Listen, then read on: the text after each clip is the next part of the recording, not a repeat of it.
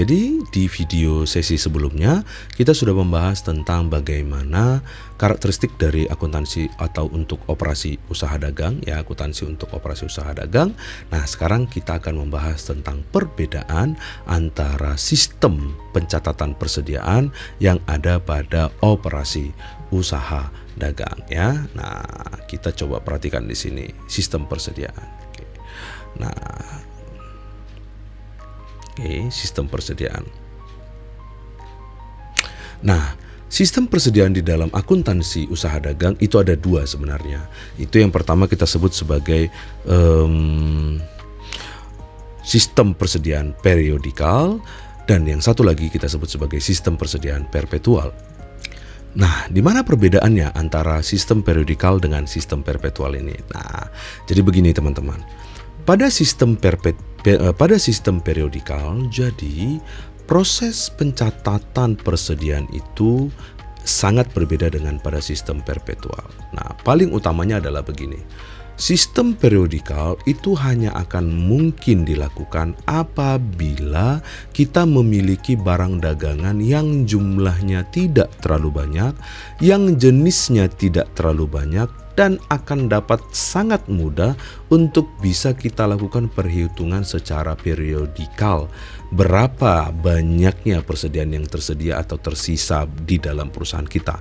Nah, itulah enaknya kalau digunakan sistem periodikal. Apabila kondisi operasi perusahaan adalah pada kondisi perusahaan tersebut masih di dalam jumlah yang sangat sedikit, terbatas, dan dapat diidentifikasi dengan mudah produk dari persediaan atau barang dagangannya, dan juga dapat dihitung secara periodikal berapa jumlahnya, sehingga itu dapat dipastikan jumlah aktualnya.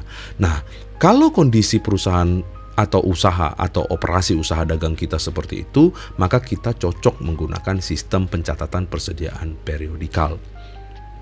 Namun, kalau perusahaan kita itu sudah sangat besar, jumlah produknya sangat banyak, jenisnya beraneka ragam, sehingga membuat kita sulit untuk dapat mengidentifikasi secara langsung apa-apa saja jenis-jenis dari produk yang kita miliki, maka tidak mungkin kita untuk menggunakan sistem periodikal. Kenapa?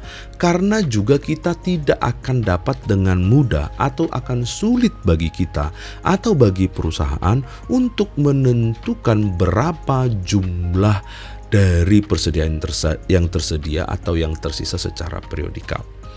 Artinya apa di sana? Sistem perpetual itu sangat cocok apabila kita menggunakan sistem pencatatan akuntansi atau pemantauan jumlah persediaan dengan cara bantuan komputer atau pencatatan secara terkomputerisasi.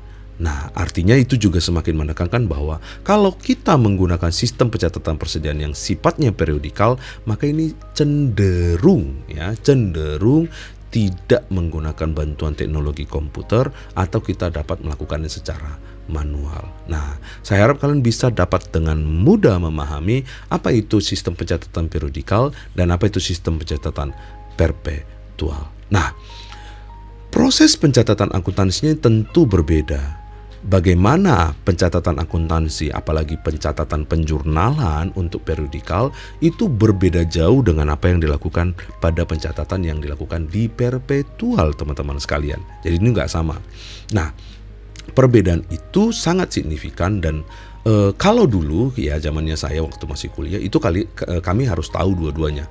Nah, namun sekarang dengan semakin canggihnya teknologi, perusahaan kecil saja pun sudah menggunakan bantuan teknologi yang terkomputerisasi untuk melakukan pencatatan akuntansinya, maka dari itu kalian nantinya akan kami ajarkan lebih dekat kepada sistem pencatatan persediaan perpetual atau pencatatan penjurnalannya itu nanti juga akan menggunakan sistem pencatatan persediaan dengan sistem perpetual.